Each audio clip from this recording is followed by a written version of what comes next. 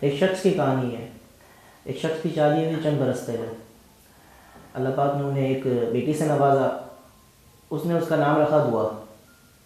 وہ جیسے ہی اس کے یہاں بیٹی پیدا ہوئی ان کے گھر میں جو ہے وہ رونقیں بحال ہو گئی, خوشیوں کا سما تھا. چند برس بعد وہ اپنی ماں کے گود میں دودھ پی رہی تھی کہ اس نے ایک زوردار ہچکی دی اور اس کی جان چلی گئی. وہ اللہ پاک کو پیاری ہو گئی. اس کو قریبی قبرستان میں دفنا دیا گیا.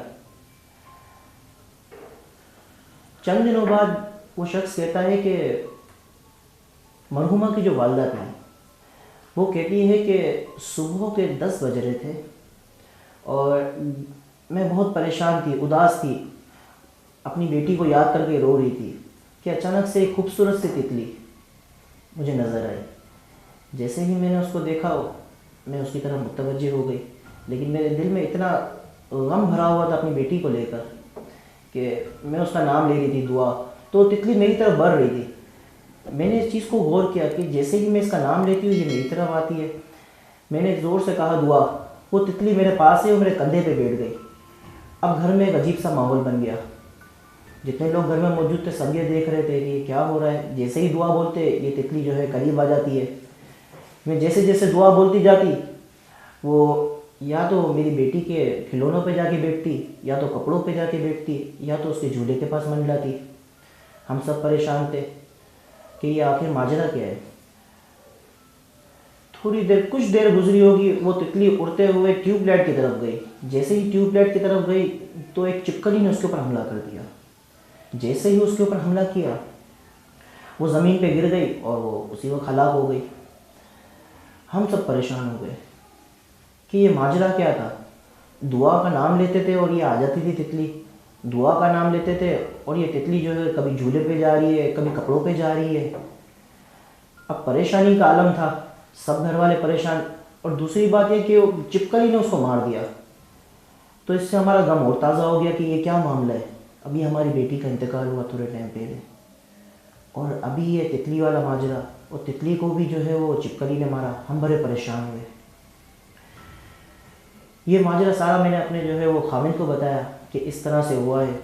انہوں نے ایک بزرگ سے جا کے پوچھا کہ اس طرح کا معاملہ ہوا ہے, یہ تتلی تھی. وہ بزرگ نے تھوڑا سوچ کر تھوڑا سا ٹائم لیا. اس بزرگ نے تھوڑا سوچا اور سوچ کر جواب دیا کہ تو اس بزرگ نے کہا کہ جس طرح کی سچویشن آپ بیان کر رہے ہیں اس سے یہ معلوم ہوتا ہے کہ وہ جو تتلی تھی وہ دراصل کوئی عام تتلی نہیں تھی, وہ ایک جن تھا.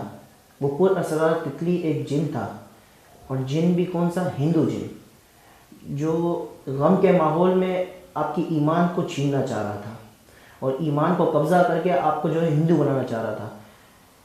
بزرگ نے بتایا کہ ہندوؤں کا ایک کفری عقیدہ جس کو بولتے ہیں عقیدہ کفر, ان کا ایک عقیدہ ہے کہ پنرجنم, جس کو ہندی میں پنرجنم کہا جاتا ہے, آواگون, تناسب اور انگلش میں ریبورن کہتے ہیں.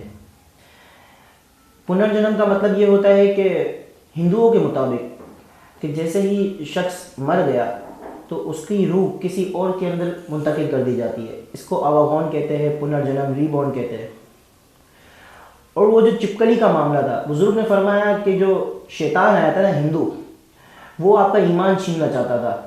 تو خوش قسمتی آپ کی یہ تھی کہ جس گھر میں آپ تھے اس گھر میں ایک مسلمان جن بھی موجود تھا. اس جن نے آپ کے ایمان کو بچایا اور اس تتلی کو ہلاک کیا. پتہ یہ چلتا ہے کہ جنات میں بھی بہت ساری قسمیں ہوتی ہے.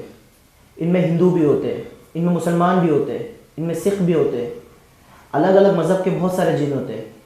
یہ ہر طرح سے بھٹکانے کی کوشش کرتے ہیں. پتہ یہ چلتا ہے کہ ہمیں جو ہے اپنے ایمان کی حفاظت کرنی چاہیے. ایک شخص کی تو بیٹی چلے گئی, اب اس کے جو ایمان کو چھیننے کا راستہ جو تھا وہ جن نے دیکھا کہ یہ اس طرح سے آسانی رہے گی, تو اس طرح سے کتنے لوگوں کا ایمان ضائع ہو چکا ہوگا, ذرا سوچیں.